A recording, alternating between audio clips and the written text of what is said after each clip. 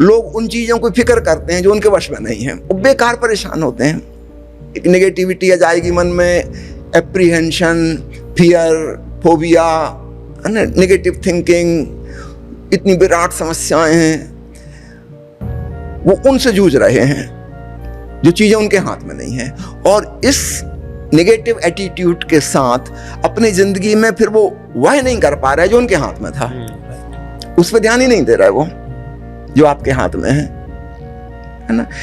मैं विनती करना चाहता हूं, थोड़ी सी चीजें हमारे हाथ में हैं तो अपना फोकस हम उस पे करें जहां हम कुछ कर सकते हैं, चेंज, है ना, और उन चीजों से अपना ध्यान हटा लें जो अपने बस में ही नहीं है, उससे हमें क्या लेना देना है ना। वो जो होगा सो होगा, इसलिए नियतिवाद को अगर हम भूल जाएं कोई हर्ज नहीं है, हम कर्मवाद पर आ जाएं और इसमें भी जो हम कर सकते हैं उसकी हम अपनी समझ पूर्वक, बुद्धि से, विवेक से, जितनी हमारी समझ है ना, उससे हम कुछ करने योग्य करें।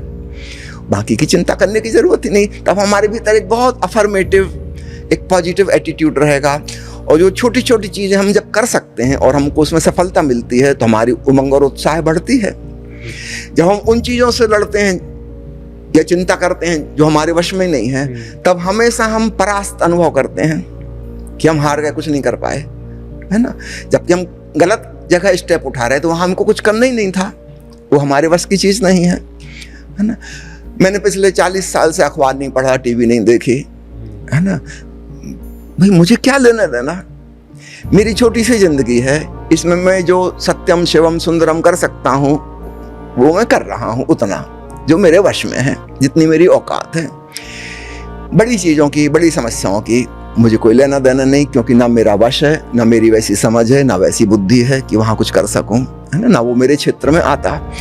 तो हमको अपने टैलेंट के हिसाब से तय करना होगा कि हमारी सीमा क्या है ना, मैं क्या कर सकता हूं, मैं वही करूं तो मेरा उमंग और उत्साह और प्रसन्नता बढ़ेगी, कुछ छोटी छोटी सफलता मुझे मिलेगी, है ना। और अगर वो विकराल समस्याओं को मैंने देखा जो कि मेरे वश में नहीं है, उससे मैं केवल निराशा में, फ्रस्ट्रेशन में, डिप्रेशन में जाऊंगा, तो वो गलत ढंग हो गया। तो मैं नियतिवाद और कर्मवाद, इन दोनों का समन्वय कहता हूं।